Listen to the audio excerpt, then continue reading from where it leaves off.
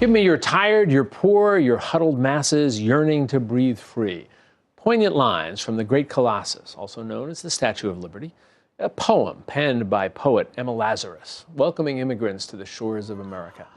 These days, as we know, it's a time when immigration and the laws surrounding that are one of the most contentious issues in the country. On the front lines of this contentious subject is prominent immigration attorney, former Englewood Mayor Michael Wild. Michael was also a federal prosecutor at the U.S. Attorney's Office and, in fact, First Lady Melania Trump's immigration attorney. His new book, titled Safe Haven in America, Battles to Open the Golden Door, explores how America's broken immigration system has become a hot-button issue. Michael joins us now. Always nice to have you back here with us. Thank you, Jack, for having me. I want to talk about the book in a second. It's a very compelling read. I want to talk about why you structured it the way you do. But first, let's do a bit of a history lesson, as you do here. Because you talk about the fact that this is not new, and this is not a new burden for presidents to wrestle with. Explain what you mean by that. Since our onboarding as a nation, presidents have had to deal with the challenge of immigration. We fought pirates in the high seas. We fought people that were going to create treason. We fought all sorts of challenges.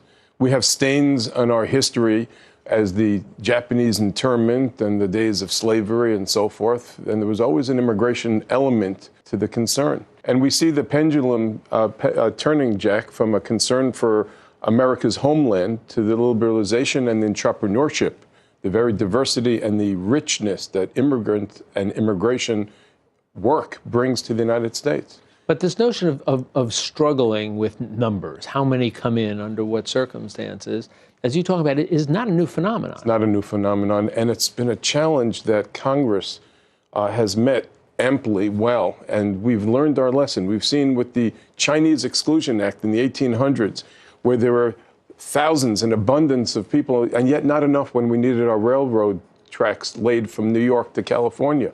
But then when the work was done, they had to legislate to keep American workers at bay because the foreigners were deemed to be taking jobs from Americans. Can you talk about the book a little bit? Because the way you did it, it's a very compelling, almost reads like a thriller, a series, sections of case studies. Why did you decide to do it that way?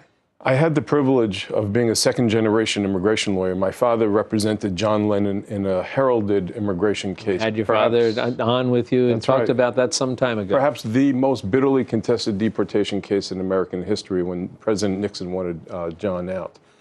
Since then, you would have thought that immigration and the government would have gotten the message. Human asset intelligence, the war on terrorism, the deterioration of the moral fiber of what America as a safe haven was the reasons I authored this book. There are snapshots in each one of these chapters of people who stepped up, the gentleman who subdued Richard Reed, the shoe bomber, Mohammed Gulab, who gave safe haven to Marcus Luttrell, that famed film Lone Survivor, where Mark Wahlberg played a Navy SEAL that was in harm's way, and scores of KGB agents and whistleblowers and Saudi diplomats that were trained by the FBI to spy, promised to get green cards, and then the government recanted on giving them the green card, so the FBI came to our office. Or a Saudi diplomat that actually had the presence of mind to copy 14,000 documents walking into our office, and we thought because of the intelligence treasure trove, they would turn it over to the government would give him a green card. But no, it didn't get that way, and it's gotten worse. Yeah.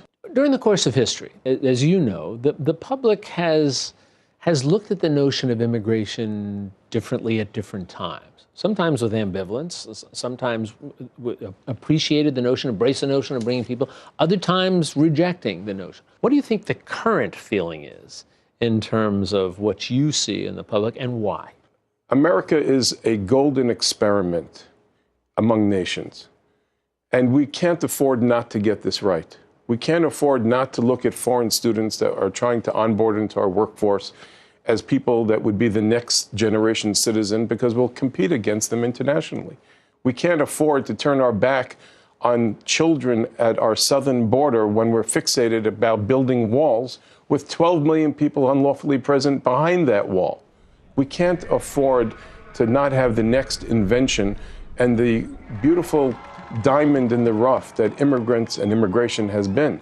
There isn't a corridor of business, whether it's picking blueberries in Georgia or making beds in the hospitality corridors of our nation across the board, that immigration hasn't had an effect. And these stories are an encapsulation of not just what the law is, but what it ought to be, and the turmoil that this has placed some wonderful people in. And yet, despite that turmoil, how they've stepped up in this beautiful experiment. And the thesis ultimately is that America's golden doors need to be hinged open so we can shut them with people that ought to be out. I'm a former federal prosecutor.